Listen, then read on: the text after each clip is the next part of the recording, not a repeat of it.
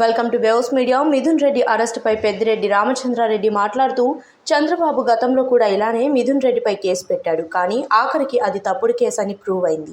ఇప్పుడు కూడా చంద్రబాబు అధికారంలోకి వచ్చినప్పటి నుంచి మా ఫ్యామిలీపై తప్పుడు కేసులు పెట్టి వేధిస్తున్నాడు. వైఎస్ జగన్ గారితో సన్నిహితంగా ఉంటున్నాడని, మిథున్ రెడ్డిపై తప్పుడు కేసు పెట్టి జైలుకి పంపించాడు అని పెద్దిరెడ్డి రామచంద్రారెడ్డి తెలియజేశారు. వాళ్ళ కుమారుడు మరి పవన్ కళ్యాణ్ ఏ విధంగా కక్ష సాధనకు చర్యలకు ఎక్కువగా పాల్పడుతున్నారు. గతంలో కూడా ఇదే మిథున్ రెడ్డిని అప్పుడు ఎంపీగా ఉన్న తరుణంలో ఎయిర్పోర్ట్లో ప్యాసింజర్లందరినీ కూడా, ఇంటర్నేషనల్ ప్యాసింజర్లందరినీ కూడా వదిలేసి ఎయిర్ ఇండియా ఫ్లైట్ వెళ్ళిపోతే ఆ ఎయిర్ ఇండియా మేనేజర్ను నిలదీసినందుకు కొట్టాడని చెప్పి తప్పుడు కేసు పెట్టి అప్పుడు కూడా అరెస్ట్ చేశారు. మరి అది తప్పుడు కేసు అని తేలిపోయింది. ఆ చెప్పిన సాక్షులందరూ కూడా మేము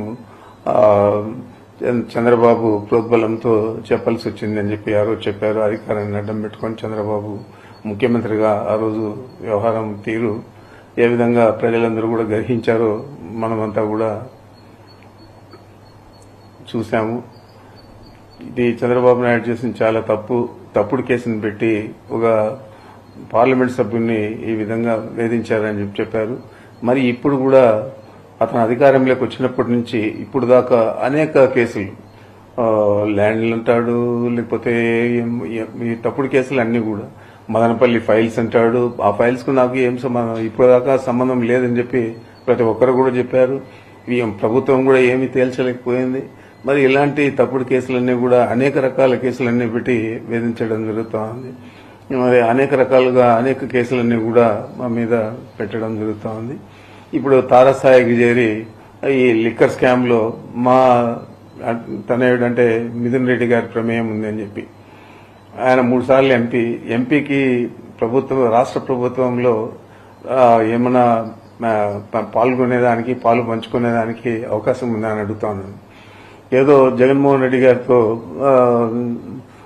సఖ్యతగా ఉండాడని చెప్పి ఆ ఒక్క నెపం మీద అతని మీద ఫాల్స్ కేసు పెట్టి ఈరోజు మళ్ళా నిన్న సాయంత్రం అరెస్ట్ చేశారు. ఈరోజు జైలు కూడా పంపించే పరిస్థితి ఉంది. మరి మనం చూస్తా ఉన్నాం. ఇది కూడా చూడండి మీరు, తప్పకుండా ఇది కూడా తప్పుడు కేసుగా తేలుతుంది.